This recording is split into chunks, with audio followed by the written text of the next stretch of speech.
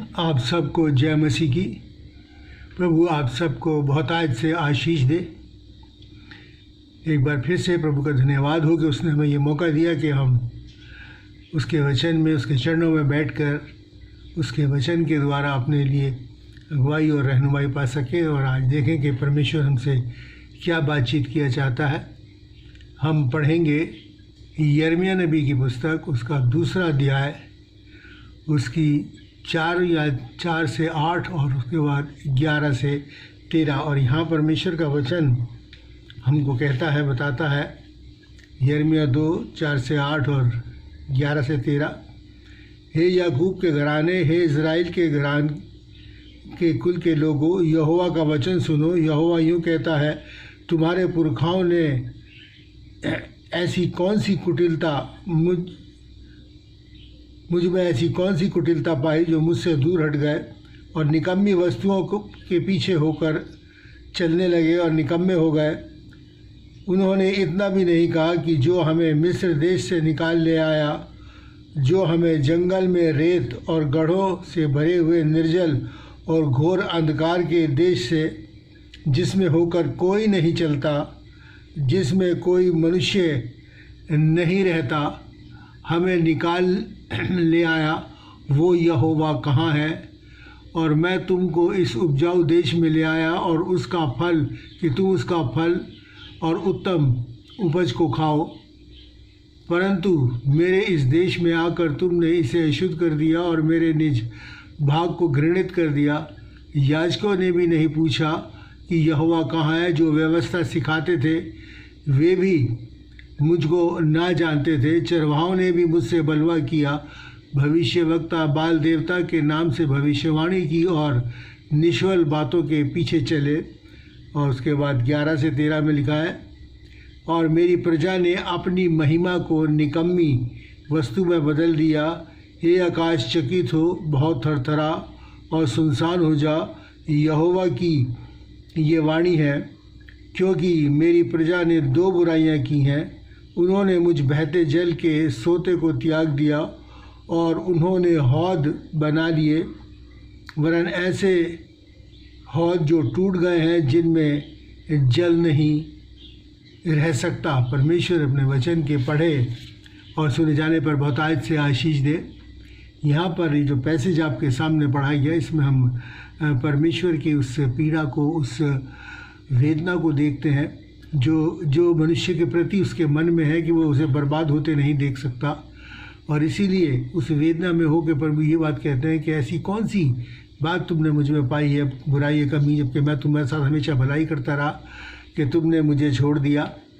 और वो चाहता है कि हम नाश ना हो और बल्कि उससे लिपटे रहें, उसकी ओर फिरें। इसीलिए परमेश्वर ने ये दर्द भरे शब्द हमसे कहे हैं, क्योंकि वो बड़े लगता है कि बड़े दुख में है कि वो मनुष्य उससे छोड़कर विनाश की ओर बढ़ रहा है। पहले हम देखेंगे यिर्मयाह 2 उसकी 12-13, जिसमें परमेश्वर का वचन बताता है कि हे आकाश चकित हो और बहुत थरथरा और सुनसान हो जा। यहोवा की ये वाणी है, क्योंकि मेरी प्रजा ने 2 बुराइयां की हैं। उन्होंने मुझ बहते जल के सोते को त्याग दिया और हौद बना लिए, वरन ऐसे टूटे हौद जिनमें जल नहीं ठहरता, वरन ऐसे टूटे हौद जिनमें जल नहीं ठहरता। परमेश्वर ये कहता है कि तुमने 2 बुराइयां की हैं। उन्होंने अपने मन को, अपने हृदय को, यहाँ प्रभु हमारे हृदय, हौद से मतलब हमारे हृदय रूपी हौद के विषय में बात करता है कि उन्होंने अपने हौदों को, अपने हृदय को बुराइयों से, पापों से अपने आप को छलनी कर दिया है। और उन्होंने ऐसा छलनी कर दिया है कि उसमें वो जीवन का जल, वो आशीष का जल, वो जल जो कि अनंत जीवन देता है, जो परमेश्वर की भलाई नेकी का जल है, वो उसमें नहीं ठहरता, उन छेदों में से निकल जाता है। क्योंकि बुराई परमेश्वर के वचन के साथ नहीं ठहर सकती है।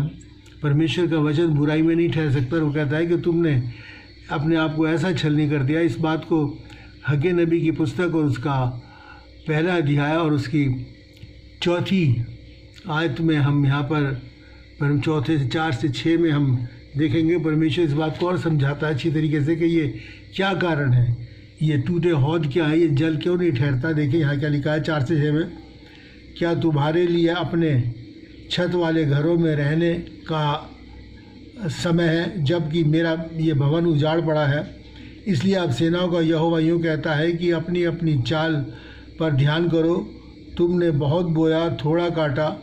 तुम खाते हो, पेट नहीं भरता। तुम पीते हो परंतु प्यास नहीं बुझती। तुम कपड़े पहनते हो परंतु गर्माते नहीं। और जो मजदूरी कमाता है वह अपनी मजदूरी की कमाई को छेद वाली थैली में रखता है। छेद वाली थैली में रखता है यानी जो आशीषें मैं तुम्हें देता हूँ उनका तुम्हें पूरा पूरा लाभ नहीं मिलता। और वो तुम्हारी कमाई, तुम्हारा धन छेद वाली थैलियों में ये है कि जो तुम्हें मिलता है वो इधर उधर व्यर्थ की बातों में खर्च हो जाता है और तुम उसका पूरा लाभ नहीं उठाते। यही बात परमेश्वर यहाँ पर कहते हैं कि तुमने ऐसे अपने हृदय को ऐसे टूटे हौदों के समान बना लिया है कि जिनमें वो जीवन का जल जो परमेश्वर प्रभु यीशु मसीह दिया चाहते हैं वो नहीं ठहरता। इसलिए वो चाहते हैं कि हम परमेश्वर की ओर फिरें और परमेश्वर की ओर फिर के उसकी आज्ञाकारी बने। हम अपने मन को कठोर ना करें और प्रभु को ना छोड़ें बल्कि उससे लिपटे रहें, क्योंकि ऐसा करने से लगता है कि प्रभु जानते हैं कि हमने अपने मन को कहीं और लगा लिया, प्रभु से हटा के बुराई की तरफ लगा लिया है। और प्रभु चाहते हैं कि हम वापस फिरें। और इसी के साथ हम पढ़ेंगे इसका आगे यिर्मयाह 2 उसकी 4 से 8 में, जहाँ पर लिखा है कि परमेश्वर कहते हैं कि और बड़ी दर्द भरी आवाज़ में कहते हैं कि मुझ में, कि तुम्हारे पुरखाओं ने मुझ में कौन सी ऐसी कुटिलता पाई जो मुझसे दूर हट गए और निकम्मी वस्तुओं के पीछे लग गए। परमेश्वर कहते हैं मैं हर वक्त तुम्हारी भलाई करता रहा, शुरू से आखिर तक तुम्हारी भले के लिए करता रहा। ऐसी कौन सी मैंने तुम्हारी बुराई कर दी तुम्हारे साथ कि तुम जो है वापिस हट गए। और वो कहते हैं अपने प्रचारकों को, पास्टर्स को, उपदेशकों को, इन सब को भी प्रभु कहते हैं कि जो व्यवस्था सिखाते हैं, याजक लोग हैं वो कहाँ हैं, उन्होंने भी नहीं मुझे पुकारा। और जो व्यवस्था सिखाते हैं यदि जो उपदेशक हैं, प्रचारक हैं, उन्होंने भी जो है कि गैर माबूदों की इबादत करी और उनके नाम से भविष्यवाणियाँ करी और उन्होंने मुझे नहीं पुकारा। इसलिए परमेश्वर जो है बड़ी दुख बड़ी वाणी में कहते हैं कि वो अपार पीड़ा में होकर वो हमें ना, क्योंकि मैं कहता हूँ नाश वो तो ये देख सकते हैं। वो कहते हैं तुमने यूँ भी नहीं कहा कि वो परमेश्वर जो तुम्हें एक ऐसी जगह से निकाल के ले आया तमाम आश्चर्य कर्म करने के बाद भी, और तुमने यूँ तक नहीं कहा कि हे परमेश्वर, हे यहोवा परमेश्वर तू कहाँ है, हम इतना ही पुकार लें। कई बार प्रभु हमें लेके आया, उसने हमें बुलाया और उसने क्या करा, हमने कभी यूँ भी नहीं कहा कि हे प्रभु यीशु मसीह जो तू स्वर्ग से उतर के आया, तूने हमने अपना बलिदान हमारे लिए दिया, सलीब पर हमारे लिए अपनी जान दी, कोड़े खाए, भाले से छिदा गया, सर पे कांटों का ताज पहना, और हमने ये भी नहीं पुकारा कि तू कहाँ है अपनी परेशानियों, बल्कि इधर उधर की व्यर्थ की ये बातों में लगे। और प्रभु चाहता है कि हम उसे पुकारें, हम सिर्फ उसे पुकारें, वो हमारी सहायता करने के लिए तैयार है। प्रभु यही कहता है कि तुमने मुझे पुकारा क्यों नहीं, तुम्हारी तकलीफ़ों को दूर करने के लिए मैं हूँ, तुम्हारी परेशानियों को दूर करने के लिए मैं हूँ। हम देखें दूसरा राजा और उसकी 2 और दूसरी अध्याय की 14 आयत, ये जब का जिक्र है जब एलिया नबी जो है आसमान पर उठा लिया गया, उसे अग्नि में रथ ले गए, और जब उसकी चादर एलीशा के ऊपर गिरी और एलीशा ने वो चादर उठाई और वो उसको दूना अभिषेक पाया, जैसी वो चादर उस पर गिरी और वो दुगना अभिषेक से भर गया आत्मा के। और जब वो यर्दन के किनारे पे पहुंचा उसे पार करने के लिए, तो उसने क्या करा, उसने कहा हे एलिया के परमेश्वर तू कहाँ है, और उस चादर को उस यर्दन के पानी पे मारा और चादर 2 हिस्सों में डिवाइड हो गई। जो यर्दन नदी थी वो 2 हिस्सों में डिवाइड हो गई, बीच में रास्ता निकल गया। दूसरा राजा 14 में देखिए क्या लिखा हुआ है यहाँ पर परमेश्वर के, मैं आपके सामने पढ़ दूँ। तब उसने एलिया की वह चादर जो गिर गई थी वो उसने लेके जल पर मारा और वो 2 भाग हो गया और एलीशा पार निकल गया। इसी सिर्फ उसने क्या करा, उसने कोई लंबी चौड़ी प्रार्थना नहीं करी, सिर्फ प्रभु यीशु को, परमेश्वर को पुकारा कि तू कहाँ है, और परमेश्वर ने कहा मैं यहाँ हूँ, तुम्हारे साथ खड़ा हूँ। और कितना बड़ा आश्चर्य कर्म उसके जीवन के अंदर हुआ। इसी तरीके से हमें भी प्रभु यीशु मसीह को पुकारना है, सिर्फ हमें पुकार लें, क्योंकि प्रभु यीशु मसीह निरंतर हमारे साथ हैं, हमारे दहनी और खड़े हैं, वो आत्मा का रूप रख के हमारे साथ खड़े हैं। अगर हम पढ़ें रोमियो और उसका 10वां अध्याय, रोमियो 10वां और उसकी 12 और 13 वहाँ पर देखिए परमेश्वर का वचन क्या कहता है। रोमियो 10 और 12 और 13 में परमेश्वर का वचन हमको बताता है कि लिखा है कि जो प्रभु का नाम लेगा वो उद्धार पाएगा। जो प्रभु का नाम लेगा उद्धार। सिर्फ हमें नाम ही लेने प्रभु यीशु मसीह का तो उद्धार हमारा है, उद्धार हमारा है। प्रभु एकदम हमारी सुनेंगे, क्योंकि उसने ये कहा है कि तुम मुझे पुकारो, और हमें उसे पुकारना है। वो किसी भी निवेदन को ठुकराते नहीं, किसी भी निवेदन को ठुकराते नहीं, सिर्फ हमें पुकारना। और जब तक हम नहीं पुकारेंगे लिए हमारे जीवन में कोई कार्य नहीं होगा। क्योंकि देखिए, हम देखिए लूका उसका 8 अध्याय और उसकी 22 से 24 के अंदर वहाँ जिक्र है कि जब प्रभु यीशु मसीह के अपने चेलों के साथ नाव में जा रहे थे और एक बहुत बड़ा आंधी और तूफान आया और यहाँ तक कि नाव डूबने लगी और उसके चेले खेते खेते थक गए, परेशान हो गए, अपनी मेहनत करते रहे, लेकिन जब उनसे नहीं कुछ बन पड़ा तब उन्होंने प्रभु यीशु मसीह को पुकारा, जो कि वहाँ लिखा है कि नीचे अपने नाव में सो रहा था। वहाँ लिखा है कि हे स्वामी, हम नाश हुए जाते हैं। तब प्रभु यीशु मसीह उठे और उन्होंने आंधी और पानी को और डांटा और सब कुछ शांत हो गया। कब? जब उन्होंने पुकारा, उससे पहले नहीं, जब उन्होंने पुकारा। ऐसे भी हमारी ज़िंदगियों में बहुत से तूफान आते हैं, बहुत सी ऐसी परेशानियाँ, दिक्कतें, ऐसी ऐसी बातें होती हैं, लेकिन हम अपनी कोशिशों में लगे रहते हैं। हमें अपनी कोशिशों में सबसे पहले हमें प्रभु यीशु मसीह को पुकारना है, और फिर प्रभु यीशु मसीह हमारे जीवन की हर परेशानी और हर उस तूफान को जो हमारी ज़िंदगी में है उसे वो शांत करेंगे। इसलिए गाना भी हम गाते हैं, बच्चों को सिखाते हैं कि जब यीशु होगा नाव में हम मुस्कुराएंगे। जब हमारी ज़िंदगी की नाव में इसमें हमारे प्रभु यीशु मसीह होंगे तो हमारे जीवन में आनंद ही आनंद होगा। और इसलिए उसे एक और वाक्य यहाँ पर लिखा है जो मत्ती 14 और उसकी 22 से 23 में है। वहाँ पर लिखा है कि जब प्रभु यीशु मसीह पानी पे चल के चेलों के पास आए, जब नाव चेले जो थे वो झील के बिल्कुल बीचों बीच थे, तो पतरस ने उन्हें देख के कहा कि प्रभु मुझे आज्ञा दे कि मैं भी पानी पर चल सकूं। और प्रभु यीशु मसीह ने कहा कि आ जा, और पतरस जो था वो पानी पर चलने लगा। लेकिन वचन में लिखा है कि वो हवाओं को देख के डर गया, जो हवा बह रही थी तेज उसको देख के डर गया और डूबने लगा। और जैसे ही वो डूबने लगा, जब उसने प्रभु यीशु मसीह को पुकारा, उसने कहा कि प्रभु मुझे बचा, प्रभु मुझे बचा। और जैसे ही उसने कहा पुकारा प्रभु यीशु मसीह को मुझे बचा, लिखा है परमेश्वर ने उसका हाथ पकड़ के उसे थाम लिया। इसी तरीके से कई बार हम भी ऐसी परिस्थिति में आ जाते हैं कि संसारिकता और दुनिया की बातों को लेकर घबरा जाते हैं, डर जाते हैं और उस संसारिकता में डूबने लगते हैं। तब हम प्रभु यीशु मसीह को पुकारें, वो हाथ बढ़ा के हमको थाम लेगा और हमको बचा लेगा। ये उसका वायदा है। जैसे कि अपने वचन में लिखा कि किसी ने ये तक नहीं पुकारा कि वो कहा दुख तकलीफ़ों में परेशानियों में पड़े रहते हैं, लेकिन पुकारते रहिए। पुकार कैसी होनी चाहिए इसको आगे हम देखेंगे। परमेश्वर ने क्या देखो वायदा किया हमसे, पहला पतरस और उसके 5 और 7 में लिखा है कि अपनी सारी चिंता उस पर डाल दो क्योंकि उसे तुम्हारा ध्यान है। प्रभु यीशु मसीह को हमारा ध्यान है, उसे पता है, वो जानता है हमारे मांगने से पहले किन चीज़ों की ज़रूरत है, बस हमें पुकारना है। यही हमारा काम है कि हम उसको सच्चे मन से पुकारें।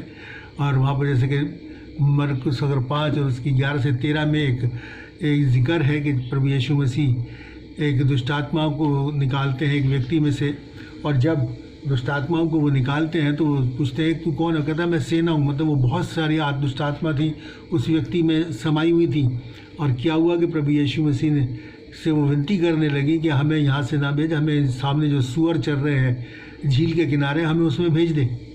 और प्रभु यीशु मसीह ने उनकी विनती को सुन लिया और उन्हें कह दिया जाओ। और लिखा है कि वो सारा का सारे झुंड में समा गई बड़े वेग से, और वो झुंड जो था वो किनारे पे से झील में गिर गया और मर गया। और प्रभु ने उस विनती को भी सुना।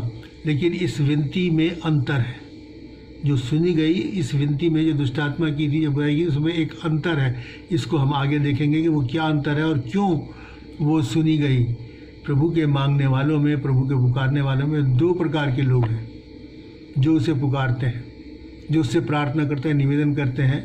पहला है कि हम देखेंगे यूहन्ना उसका 5 और उसकी 7वीं आयत। यहाँ पर लिखा है यदि तुम मुझ में बने रहो और मेरा वचन तुम में बना रहे तो जो चाहो मांगो तुम्हारे लिए हो जाएगा। ये परमेश्वर का वचन है, यदि तुम मुझ में बने रहो और मेरा वचन तुम में बना रहा है। जब हम इस परिस्थिति में आ जाते हैं, अपने आप को इस स्थिति के अंदर ले आते हैं कि प्रभु यीशु मसीह हमारे अंदर है और उसका वचन हमारे अंदर समाया हुआ है, तो फिर हम प्रभु यीशु मसीह में लीन हो जाते हैं और फिर हम जो भी मांगे, प्रभु कहता है जो भी मांगेगा वो व्यक्ति वो उसको मिलेगा, क्योंकि वो मांगेगा जो परमेश्वर की इच्छा के अनुसार है। वो परमेश्वर की इच्छा से किसी भी तरीके से बाहर नहीं जाएगा। और दूसरे अगर हम पढ़ें पहला यूहन्ना उसका 3 और उसकी 22-23, पहला यूहन्ना 3 और उसकी 22-23 में आपके सामने पढ़ दूँ। और यहाँ पर परमेश्वर का वचन देखिए हमको क्या बताता है। पहला यूहन्ना 3 और उसकी 22-23 के अंदर क्या लिखा है, और जो कुछ तुम मांगते हो वह हमें उससे मिलता है, क्योंकि हम उसकी आज्ञाओं को मानते हैं और जो उसे बहाता है वही करते हैं। उसकी आज्ञा ये है कि हम प्रभु यीशु मसीह के नाम पर विश्वास करें और जैसा उसने हमें आज्ञा दी है उसके अनुसार आपस में प्रेम रखें। जो कुछ हम मांगते हैं मिलता है। क्यों मिलता है? क्योंकि बड़ी अच्छी बात यहाँ पर लिखा है, मांगते हैं हमें उससे मिलता है क्योंकि हम उसकी आज्ञाओं को मानते हैं। उसकी आज्ञाओं को मानते हैं, इसलिए हमको मिलता है। जो पहले मांगने वाले हैं वो है उसकी आज्ञाओं को मांगते हैं। और उसकी आज्ञा है कि हम प्रभु यीशु मसीह पर विश्वास करें। प्रभु यीशु मसीह पर विश्वास करें, अपने प्रभु यीशु मसीह पर पूर्ण अटल विश्वास रखें तो हम मांगेंगे, हमको मिलेगा। लिखा जो कुछ तुम मांगते हो, कोई भी बात ऐसी हमारे लिए असंभव नहीं होगी। सब कुछ जो हम मांगेंगे हमको मिलेगा, क्योंकि प्रभु उनमें बसा रहता है। वो प्रभु की इच्छा से बाहर नहीं जाते। उन्होंने मसीह को पहन लिया है, मसीह का मन उनके अंदर है। अब वो मसीह में लीन हो चुके हैं, इसलिए जब वो मांगते हैं तो उन्हें मिलता है। ये वो पहले प्रकार के लोग हैं जो प्रभु में होकर मांगते हैं और उनको मिलता है। अब देखें कि दूसरे प्रकार के लोग जो उससे निवेदन करते हैं वो कौन है। वहाँ पर लिखा है वो पूर्ण रूप से प्रभु के प्रति समर्पित नहीं है। पूर्ण रूप से प्रभु के सब प्रति समर्पित, उनके अंदर संसारिक अभिलाषाओं से वो ग्रस्त हैं, उनके अंदर पाई जाती है संसारिक अभिलाषा, इसलिए उनकी प्रार्थना सुनी नहीं जाती। देखें यशाया 58 और उसकी 4 में परमेश्वर का वचन हमको क्या बताता है। यशाया 58 और उसकी 4 में परमेश्वर का वचन हमसे कहता है कि तुम्हारे उपवास का फल यह होता है कि तुम आपस में लड़ते और झगड़ते हो और दुष्टता से घूंसे मारते हो। जैसा उपवास तुम आजकल रखते हो उससे तुम्हारी प्रार्थनाएं ऊपर सुनाई नहीं देती। क्योंकि आपस में लड़ाई झगड़ा फसाद बुराइयां हमारे अंदर पाई जाती हैं और हम उसके साथ साथ उपवास भी रखते हैं। प्रभु कहता है कि ना तो ऐसा उपवास ग्रहण होता और ना ही तुम्हारी प्रार्थनाएं ऊपर जाती, तुम्हारी प्रार्थनाएं ऊपर नहीं सुनी जाती। इसलिए हमें अपने आप को प्रभु में बनाना है, प्रभु में लीन होना है, प्रभु को अपने अंदर लेना है, तभी हमारी प्रार्थना ऊपर सुनी जाएंगी, वरना हमारी प्रार्थना ऊपर नहीं जाएंगी। और याकूब 4 और उसकी 2-3 देखिए, इसमें परमेश्वर का वचन हमको बताता है। याकूब 4 और उसकी 2-3 में लिखा है कि तुम लालसा रखते हो और तुम्हें नहीं मिलता है, इसलिए कि तुम हत्या करते हो, तुम डाह करते हो जो और कुछ प्राप्त नहीं कर पाते, तो तुम झगड़ते और लड़ते हो।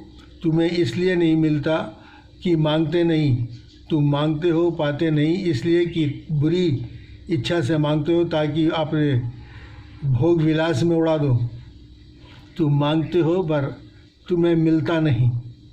हम मांगते कि हम कहें कि हम बहुत से कहते हैं कि हम तो प्रभु यीशु के नाम से मांगते हैं, लेकिन प्रभु यीशु मसीह के नाम से मांगने का मतलब ये है कि हमें पूर्ण रूप से प्रभु को अपने अंदर लेना है, उसको ग्रहण करना है। तमाम ये झगड़े फसाद हर किस्म की बुराई को रखते हैं, इसलिए प्रभु कहता है कि तुम मांगते हो और तुम्हें मिलता नहीं। इसीलिए नहीं मिलता कि तुम्हारा जीवन जो है वो प्रभु में नहीं है, तुम अपने जीवन से प्रभु को आदर नहीं देते, इसीलिए तुमको नहीं मिलता।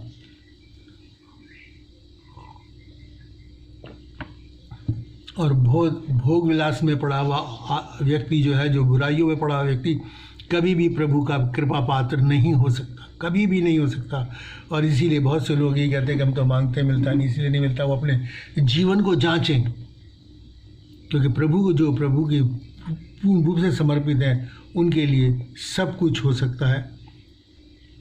और देखिए यूहन्ना 16 और उसकी 24 में क्या लिखा है, अब तक तुमने मेरे नाम से कुछ नहीं मांगा, मांगो तो पाओगे ताकि तुम्हारा आनंद पूरा हो। मेरे नाम से कुछ नहीं मांगा, मांगो तो पाओगे ताकि तुम्हारा आनंद पूरा हो। मेरे नाम से मांगने का मतलब ये है कि प्रभु को नाम को अपने अंदर ग्रहण कर लेना। हम खाली काम तो शैतान के करें और नाम प्रभु का लें, इससे काम नहीं चलेगा। इससे हमारी प्रार्थनाएं नहीं सुनी जाएंगी, हमारे निवेदन नहीं सुने जाएंगे। प्रभु कहता है पुकारो, पुकारे जब हम अपने आप को प्रभु के ऊपर पूर्ण रूप से विश्वास रख के उसे पुकारेंगे, तब प्रभु हमारी प्रार्थनाओं को सुनेगा जब हम मांगेंगे और हमारा आनंद पूरा होगा।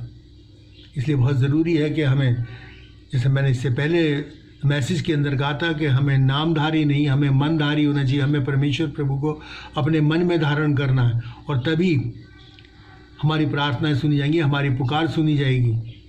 बुराई के पीछे चल के, जिसके लिए जैसे कि अभी हमने पढ़ा, हम कभी भी परमेश्वर को प्राप्त नहीं कर सकते, उसकी कृपा पात्र नहीं हो सकते। एक और वजह है जिसके कारण हमारी प्रार्थना सुन नहीं जाती। पहला पत्रस और 3:7 में हमें लिखा है कि हे पतियों, तुम बुद्धिमानी से अपनी पत्नियों के साथ जीवन निर्वाह करो, स्त्री को निर्मल पात्र जानकर उसका आदर करो, यह समझकर कि हम दोनों जीवन के वरदान के वारिस हैं, जिससे तुम्हारी प्रार्थनाएं रुक ना जाएं। अगर पति पत्नी का रिलेशन आपस में ठीक नहीं है तो फिर हमारी प्रार्थनाएं ऊपर नहीं जाती। ये परमेश्वर का वचन है। इसलिए पति पत्नी का रिलेशन आपस में ठीक होना चाहिए। हमें प्यार मोहब्बत के साथ रहना चाहिए, एक दूसरे का आदर करना चाहिए। इससे पहले भी मैंने वचन में बताया था कि हमारा रिलेशन कैसा होना चाहिए। पत्नी पति का आदर करे और पति पत्नी से अपने समान प्रेम रखे, और फिर देखिए परिवार कितना फ्लरिश करेगा, कितना आगे बढ़ेगा, कितना आनंद में होगा। बच्चे भी आशीष पाएंगे और सब कुछ आनंद में हो जाएगा। इसलिए इस बात का भी हम अपने जीवन में ध्यान रखें, जो पारिवारिक लोग हैं, कि अपने हस्बैंड वाइफ अपने आपस के रिलेशन को प्रभु के साथ ठीक से बनाए रखें और आपस में भी ठीक से बनाए रखें। तब हमारा जो जीवन है वो आनंद में हो जाएगा। अब जैसे मैंने आपको पहले कहा था कि दुष्ट आत्मा की प्रार्थना जो है वो क्यों सुनी गई। नीति वचन 16 और उसकी 21 के अंदर परमेश्वर का वचन कहता है कि ऐसा भी मार्ग है जिसके अंत में मृत्यु है, या हम यूँ कह सकते हैं कि ऐसी भी प्रार्थना है जिसके अंत में मृत्यु है।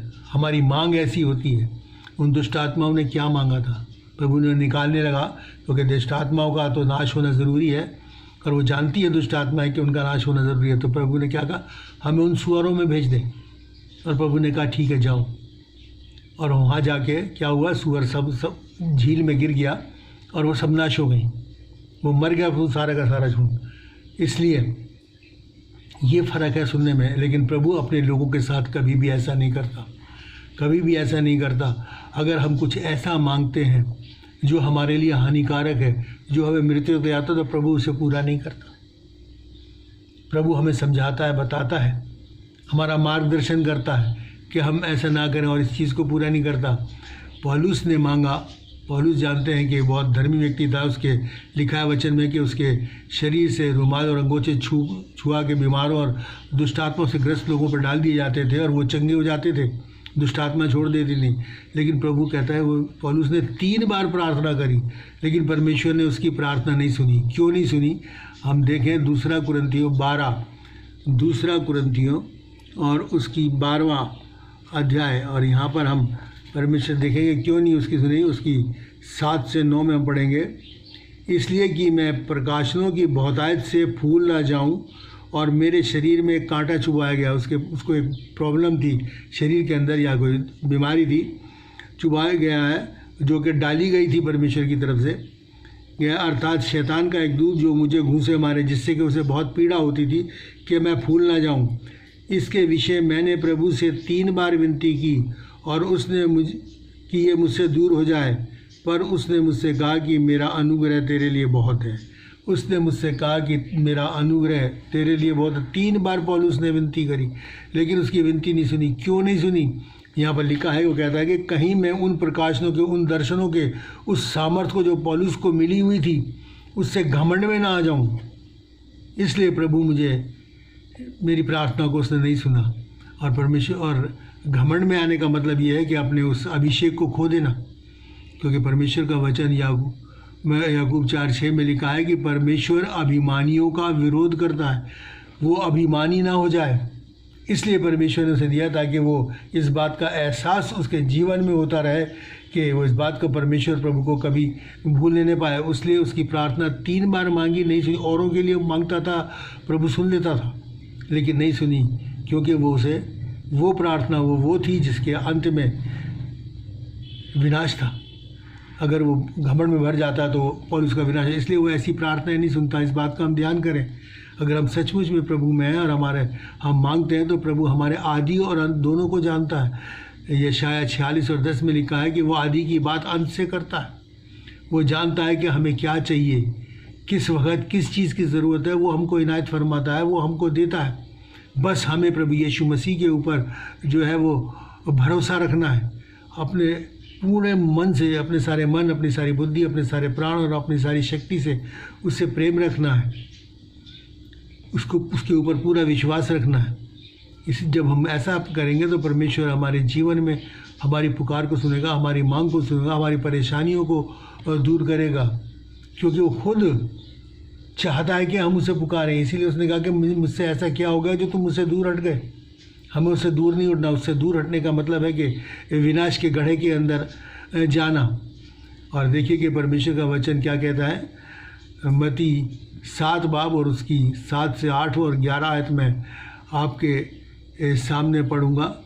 मत्ती उसका 7 बाब और 7 से 8, यहाँ पर परमेश्वर का वचन क्या लिख कहता है। देखिए परमेश्वर क्या कहता है, मांगो तो तुम्हें दिया जाएगा, ढूंढो तो तुम पाओगे, खटखटाओ तो तुम्हारे लिए खोला जाएगा। क्योंकि जो कोई मांगता है उसे मिलता है, जो ढूंढता है वह पाता है, और जो खटखटाता है उसके लिए खोला जाएगा। ये परमेश्वर का भाई, हम उसके द्वार को खटखटाएंगे तो वो अपना द्वारों को खोलेगा हमारे लिए। हम उससे मांगेंगे तो वो हमको देगा। वो कहता है कि ढूंढो, परमेश्वर को खोजो, वो तुम्हें मिल जाए। वो दूर नहीं कि तुम्हें ना मिल सके, वो हमें मिल जाएगा। और जब परमेश्वर हमें मिल जाएगा तो फिर हमारे लिए, हमें किसी भी चीज़ की कोई घटी या कमी नहीं होगी। और 11वीं आयत में क्या कहता है कि अतः तब बुरे होकर अपने बच्चों को अच्छी वस्तुएं देना जानते हो तो तुम्हारा स्वर्गीय पिता अपने मांगने वालों को अच्छी वस्तुएं क्यों ना देगा। मतलब इसमें कोई शंका नहीं है कि हम मांगेंगे, हम बुरे होकर भी अपने बच्चों का ख्याल करते हैं, उन्हें अच्छी वस्तुएं देते हैं, तो वो स्वर्गीय पिता जो कि सिद्ध है, पवित्र है, वो हमें अच्छी वस्तुएं क्यों ना देगा। ये परमेश्वर की एक चाहत है। वो कहते हैं ज़रूर मिलेगा, लेकिन हम प्रभु में होके, प्रभु में होके मांगे, प्रभु के स्वभाव में होके मांगे, तब वो हमको देगा। और ये उसका वायदा है, और वो वायदा अपना हमेशा पूरा करता है कि अपने जीवन को उसके अनुसार व्यतीत करते हैं। यशायाह 65 और 24 में परमेश्वर का वचन क्या कहता है, देखिए उसमें लिखा है कि उसके पुकारने से पहले मैं उसको उत्तर दूंगा। यानी जो प्रभु का जन, वो अभी मांगना ही शुरू करेगा कि वो उत्तर दे देगा कि ले तुझे ये चाहिए, क्योंकि उसे पता है कि हमें किस चीज़ की ज़रूरत है। और उनके मांगते ही मैं उनकी सुन लूँगा। कितना बड़ा वायदा परमेश्वर का हमारे साथ है। लेकिन कब? जैसे कि हमने अभी वचन में पढ़ा, यदि तुम मुझ में और बने रहो और मेरा वचन तुम में बना रहे, तो जो चाहो मांगो तुम्हारे लिए हो जाएगा। जो चाहो मांगो तुम्हारे लिए हो जाएगा। और परमेश्वर का कितना बड़ा वायदा हमारे साथ है। और अगर हम चाहते हैं कि अपने जीवन को सुख में बनाना, तो मेरे और आपको प्रभु यीशु मसीह पे भरोसा रखना और प्रभु में लीन रहना ज़रूरी है। उसकी आज्ञाओं का पालन करना बहुत ज़रूरी है। तभी हमारा जीवन आनंद में होगा, क्योंकि वचन में लिखा है कि उसके निकट आनंद की भरपूरी, और उस भरपूरी को हम अपने जीवन में पाना चाहते हैं तो हमें प्रभु यीशु मसीह पर विश्वास करके उसके वचनों के अनुसार अपना जीवन व्यतीत करना होगा। प्रभु इन वचनों के द्वारा आप सबको बहुतायत से आशीष दे और आपके जीवन को आनंद में करे। आइए हम प्रार्थना करें। महान और दयालु परमेश्वर, अनुग्रहकारी पिता, तेरा धन्यवाद करते हैं प्यारे बाप आसमानी, तेरे इस वचन के लिए जिसमें कि प्यारे बाप आसमानी तूने बड़ी चाहत बसे हमको पुकारा और हमें निर्देश दिया कि हम तुझे पुकारें। सिर्फ हम तुझे पुकारें तुझ में होकर, तो तू हमारी सुनेगा, हमारे जीवन को आनंद में करेगा, हमारी हर परेशानी, हर दिक्कत, ज़िंदगी के हर तूफान को दूर करेगा। प्यारे पिता परमेश्वर, तेरा धन्यवाद हो। ये सब प्यारे बाप आसमानी लोगों के जीवन में पूरा हो, लोगों के हृदयों को बदल पिता परमेश्वर, उन्हें अपनी ओर फेरने के लिए बड़ा अनुग्रह कर, ताकि उन सब का जीवन आनंद में हो सके पिता परमेश्वर, और तेरी बरकतों को पा सके। अपने उस हौदों को प्यारे बाप आसमानी तेरे वचन के द्वारा पिता परमेश्वर सील करें, ताकि तेरा जीवन का जल, तेरे आशीष का जल उनमें ठहर सके प्यारे बाप आसमानी। और पिता परमेश्वर, हम अपने आशीषों का पूरा पूरा लाभ हम उठा सकें। पर प्रभु, निवेदन करते हैं उन तमाम लोगों के लिए जो किसी भी किस्म के दुख और तकलीफ़ परेशानी में, उनकी दुख और तकलीफ़ परेशानियों को दूर करने के लिए बड़ा अनुग्रह, आशीष दे, बरकत दे, उन्हें संभाल प्यारे बाप आसमानी, और अपनी ओर फेर पिता परमेश्वर, वो तेरी ओर फिरें, इसके लिए बड़ा अनुग्रह कर दे। अगर आज के वचन के द्वारा सबको बहुतायत से आशीष दे। सबके लिए आशीष मांगते हुए प्रार्थना प्रभु यीशु के नाम से मांगते हैं, आमीन। और फिर से प्रभु आप सबको बहुतायत से आशीष दे। मैं यही निवेदन करूंगा कि इस वचन को ज़्यादा से ज़्यादा शेयर करें, सब्सक्राइब करें, ताकि ये आशीषें लोगों तक पहुंच सके और लोग भी अपने उन तमाम नेमतों और बरकतों और आशीषों का जो प्रभु दे देता है पूरा पूरा लाभ उठा सके। उनकी थैलियों के छेद जो हैं वो बंद हों यीशु मसीह के नाम से, यीशु मसीह के होके, ताकि वो जो भी कमाते हैं, जो भी पहनते हैं, उसका पूरा पूरा लाभ मिल सके। प्रभु आप सबको बता से आशीष। Thank you.